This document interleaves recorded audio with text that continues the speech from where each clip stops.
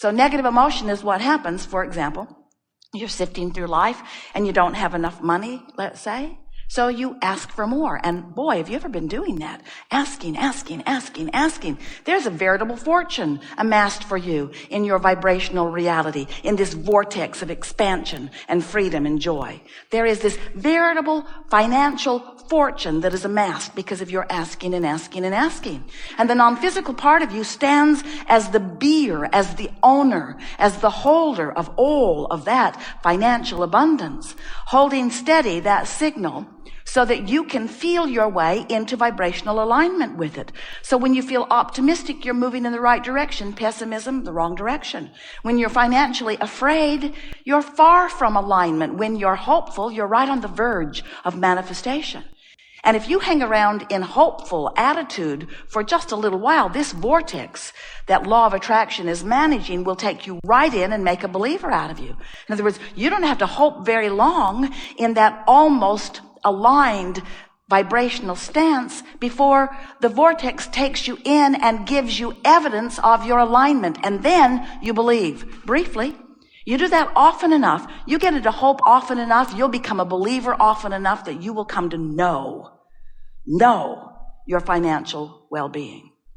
Now, we could give you that same analogy, whether your body is sick and you're asking for wellness, or you're missing a lover and want one, or you've got an ornery lover and would like one that's more congenial. In other words, whatever it is that you're living is causing you to ask all day, every day. And we so much want you to know that when you ask that it is given, that we've written a book and given it the title. Here it is. Proof. When you ask, it is given. But it's not just that it is given. It is that it becomes. It vibrationally becomes. Now, many of you say, big deal. It's vibrationally become, but can I spend it?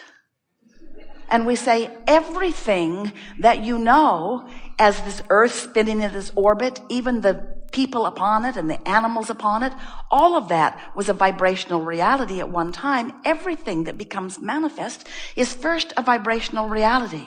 So when you begin to understand the power of this vibrational reality, that's what we're going to work on together here today. We're going to convince you. We're going to give it everything that we and Esther have. We are going to convince you that this vibrational reality is where it all is. We want, by the end of this gathering, for you to know, as we know, that what you are calling reality is old news. By the time it's manifested, even if you just got that new car today, it's old news.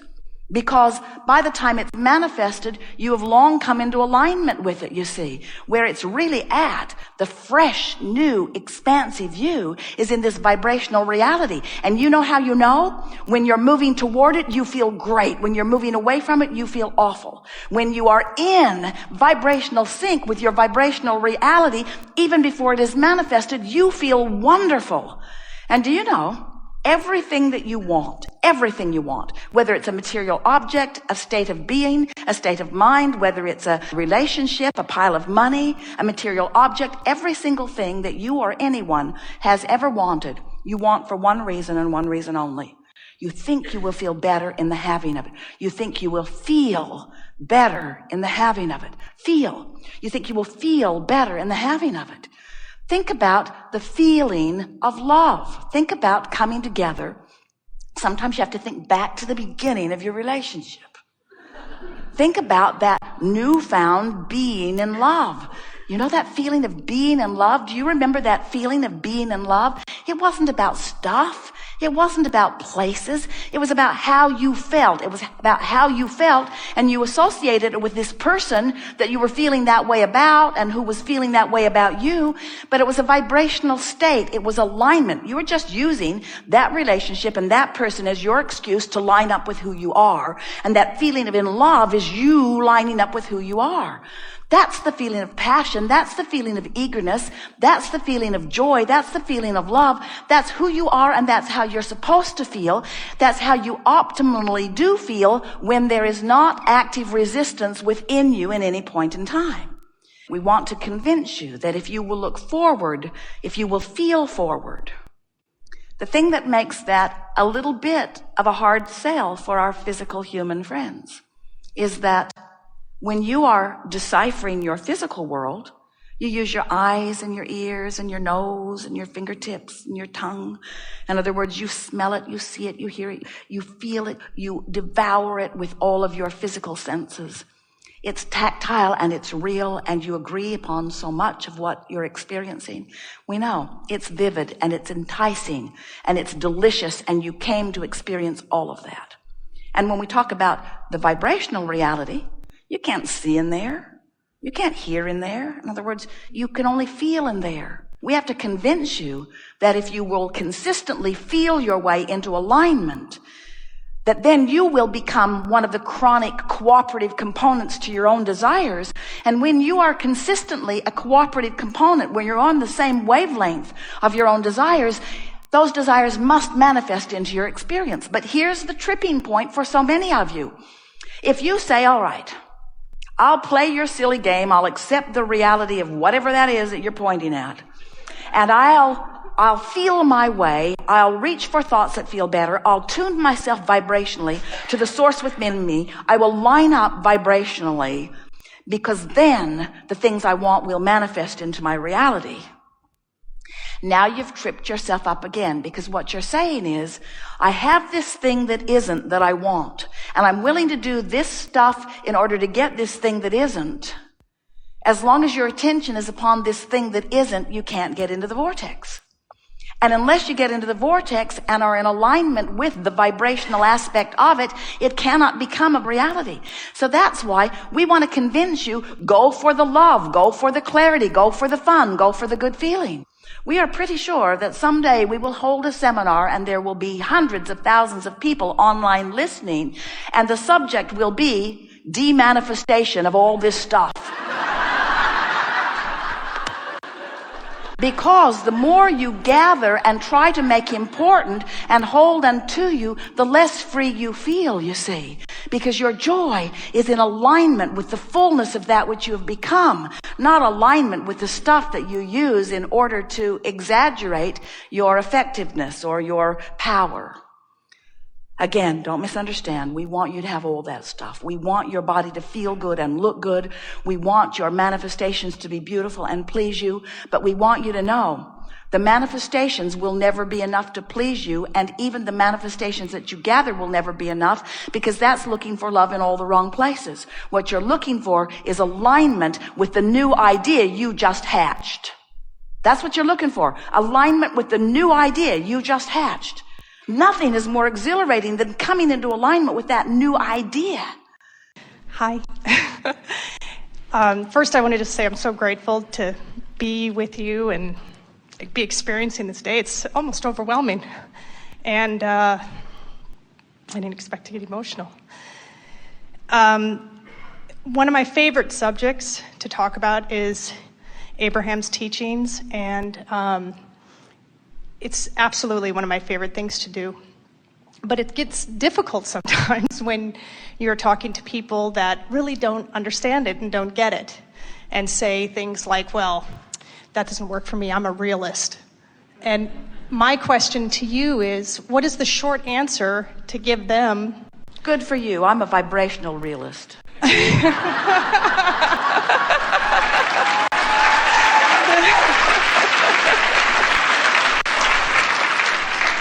And if they say what, rather than if they say what, if they're interested, then you could say, I used to be a realist because I used to just love to talk about reality, to observe reality, to pigeonhole reality, to compare reality. Oh, I was really, really, really, really, really into reality. And then I discovered that my reality couldn't change as long as that's all I looked at. So I just kept getting different places and different faces, but it was the same reality.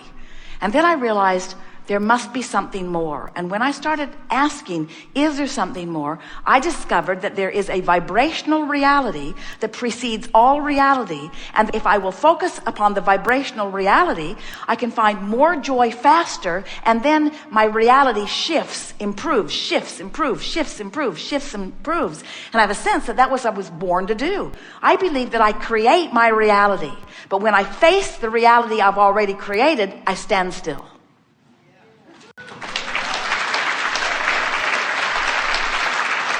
So They won't get it. No, I know. But Yeah. but That's the conversation I just had with someone the other day. It's like you just say, well, would you be better off, exposing people to your negative way of thinking, or? Well, here's the thing. You've been listening to us here today. Right. And you heard us making fun of our own brilliant cards. You heard us talking about how when you affirm outside the vortex, that all it does is just make you dig in stronger. So if we're not encouraging you to try to shore up your creation from outside the vortex, why would you try to shore up somebody else's when they're outside the vortex? In other words, you're not going to convince someone outside the vortex of any of this. That how wonderful the vortex is. Let's say it's someone you love. Let's say it's one of your children. Let's say it's your lover or your husband or your wife. Not that they need to be different.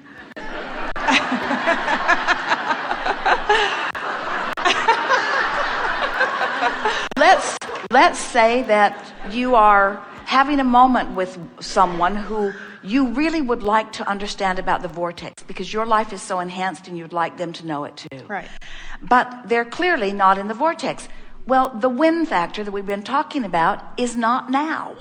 In other words, don't try to talk to them about it when they are out of the vortex. Children know that, don't they? Mm-hmm. When you were little, didn't you know when was a good time to ask for the car and when was not a good time to ask for the car? It's the same thing. In other words, don't ask somebody out of the vortex to understand this stuff. And don't ask yourself to understand it or to make great improvements when you're outside the vortex. Just wait till you're in the vortex and then practice it until you're in the vortex time begins to take higher precedent, more air time in the vortex, and then everything begins to improve. As teachers, and you are a room full of teachers and healers and uplifters, you want to help other people. But haven't you noticed that when your attention is upon their problem, and so this is when you want to talk to them about it, now instead of you bringing them into the vortex, your attention to their problem has you out of the vortex, and now it's just words that don't make sense to anybody. But don't you have those incredibly brilliant insights where you're in the vortex? Jerry and Esther have just been chatting recently because so many new insights. Their life has been giving them so much to think about and so much to talk about. And they're so enjoying the fine-tuning and the understanding of this. So eager to step forward always into the present tense reality. They're going to Australia again. They've been the last 2 Decembers.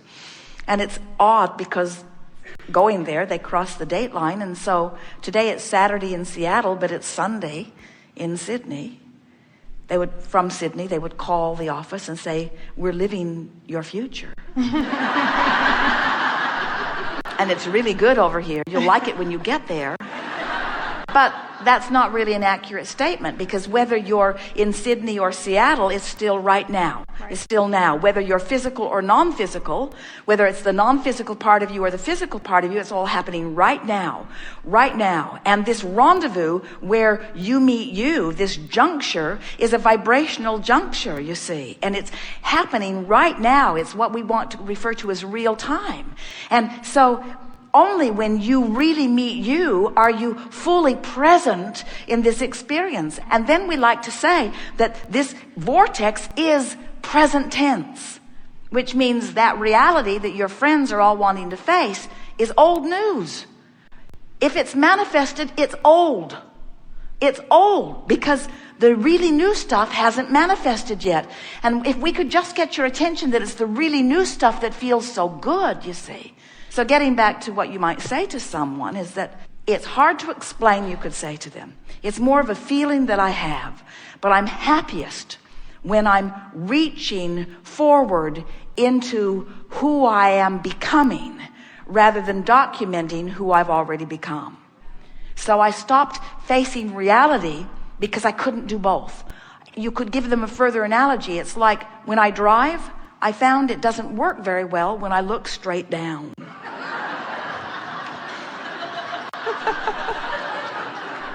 Much better when I'm looking out there where I'm going, you see.